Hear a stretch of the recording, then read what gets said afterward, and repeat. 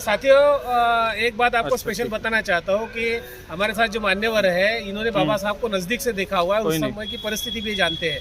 तर पुढे सांगा काय म्हणता आजचा जे दिवसाचं महत्व आहे. आजचा दिवस म्हणजे जे मनुस्मृती चालली ते या देशाला बहुत घातक होती आणि माणसाची प्रगती नव्हती मनुस्मृतीमध्ये.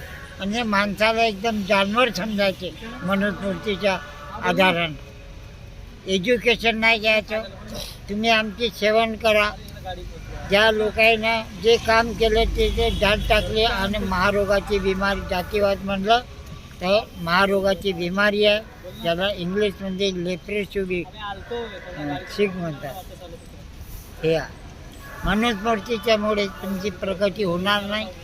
तुम्हाला 22 परिधीचं पालन करावं लागेल जर चांगल्या सेंटर आणि भारतीय संविधानचा वाचावं लागेल. Most important education, Indian life and money power, ये दो चीज इंसान की जिंदगी में बहुत इम्पोर्टेंट. आपने बाबा साहब को नजदीक से देखा है और धम्म दीक्षा भी आपने बाबा साहब के समय में ली है. उस समय का कुछ वाकया बताए. उस वक्त यही बाबा साहब ने दीक्षा दिया. उस वक्त काफी लोग थे उस जमाने में. उस जमाने के जो लोग थे तो परस्त आए हुए जातिवाद से. आज जातिवाद थोड़ा सा कम है हाँ. और उस वक्त जो दीक्षा दिया बाबा साहब ने तो बहुत बड़े बाबा साहब को पहचानना बहुत कठिन है. अगर जिसने पहचाना बाबा साहब को, जिसका लिटरेचर है दुकानों में मिलता है, वो अगर आपने पढ़ाई किया तो लाइफ में इम्प्रूवमेंट हो जाएगा आपकी. आप जब धम्म दीक्षा लिए थे उस समय आपकी उम्र क्या रही होगी. मेरी 15-16 साल की. अच्छा, उसके बाद कब मिले आप बाबा साहब को. नहीं, उसके बाद नहीं मिला. फिर तो महामरण दिवस झाला था डिसेंबर मुंबईला, तेव्हा होते. त्याच्यानंतर मुलाखत नाही. वर्तमान में संविधान और मनुस्मृति, इसको किस तरीके से आप कंपेयर करेंगे. भारतीय संविधान आपका विकास करेगा. मनुस्मृति अगर रखोगे तो विकास नहीं हो सकता आपका लाइफ. वो आपको मनुस्मृति आपको घातक है. उसमें जो लिखा गया है 1717 में मनुस्मृति लिखी, 1860 में मनुस्मृति विरोध अंग्रेजों ने किया. 25 दिसंबर 1927 में ये मनुस्मृति बाबा साहब ने जलाया. बाबा साहब को तो हर किताबें प्यारा थी, तो फिर यही ग्रंथ क्यों खराब था बाबा साहब ने जला. बताओ आप. ये मनुस्मृति से ये जवानों का विकास हो नहीं सकता. जातिवाद बोलो तो बहुत, तुमको 22 प्रश्न करना ही होगा. जो 22 प्रश्न करेगा तो 100 साल के ऊपर जिएगा, और 22 प्रश्न नहीं करेगा तो वो ज्यादा दिन तक उसका लाइफ में. अच्छे विचार और बुरे विचार, इसका तुमको पालन करना पड़ेगा. बुरे नहीं तो सोचना पड़ेगा कि मुझे क्या, I have decide my life. दूसरा क्या कर रहा है उसके तरफ मत ध्यान दो, पर तुमने क्या करना है, मुझे कैसा जीना है, तो तुमने ये ब्रेन से सोचना है. क्या दूसरा क्या करता है वो छोड़ दो, पर तुमने सोचना है कि I have decide my life. ये तुमको सोचना है. अतः हो बोला भगवान बुद्ध ने. क्या बोला? अतः हो, खुद का विकास खुद करो. भगवान के ऊपर बकरे कोमड़े काटने से, बेल फूल चढ़ाने से, पत्थर के सामने सर पीटने से कोई फायदा नहीं. क्या ख्याल नहीं सोचा. आप अभी उम्र की 93 पार कर चुके हैं. तो पार नहीं किया, रनिंग है. 93 रनिंग है. उस दौर जो बाबा साहब के दौर, वो दौर, और अभी जो 2024 चल रहा है ये दौर, इसमें क्या डिफरेंस दिखते हैं. अभी परिवर्तन नहीं, उस वक्त परिवर्तन नहीं था. अंधकार में लोग थे.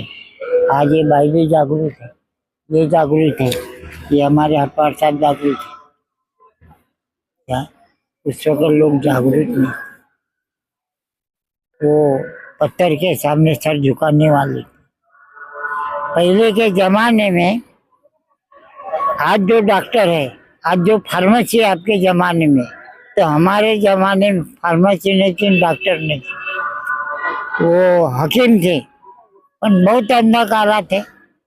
जैसे कि ये हंडी के बर्तन थे, न पीतल था न जर्मन था मेरे वक्त में, मिट्टी के बर्तन थे। मट्टी के बर्तन था, न इलेक्ट्रिक थी उस वक्त में, बस जातिवाद था। अमिल घुघरे का जमाना था हमारा। आज जो तुमको जो डिनर मिल रहा है सोचे, तो वो हमारे वक्त नहीं था।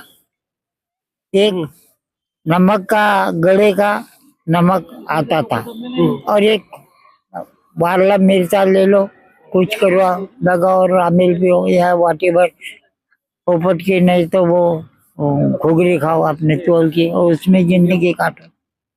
पर आज वो बात नहीं। आपने उस उम्र में जातिवाद देखा था, बहुत जातिवाद। तो आज इस पड़ाव पर आप किस तरह से जातिवाद को देखते हैं? वो तो जातिवाद का तो मेरे में इतना घुलना है कि मैं आपको क्या बताऊं।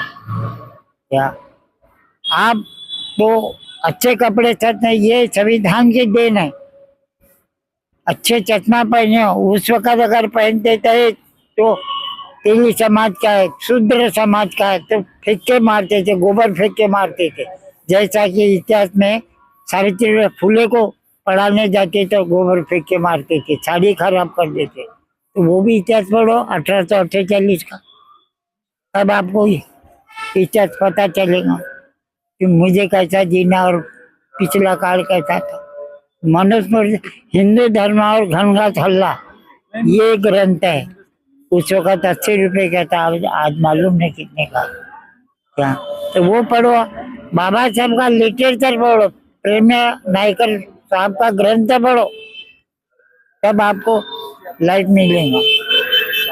आगे बढ़ने से पहले आपका परिचय जानना चाहेंगे। क्या चीज? आपका नाम शामराव पिटूजी ढूमने। अच्छा, तो साथियों देखा आपने कि जिन्होंने बाबा साहब को देखा है और अपने लाइफ में उन्होंने बाबा साहब के जो लाइब्रेरी थी उनके 10,000 रुपए उस समय में दिए थे। 10,000 मतलब 1 लाख के ऊपर वो पैसा जाता है उस समय का। तो उस समय में बाबा साहब ने कैसा संगठन चलाया था, कैसा आंदोलन चलाया था, ये आपने देखा, सबके जुबान से देखा।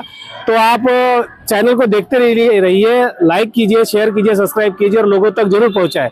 धन्यवाद।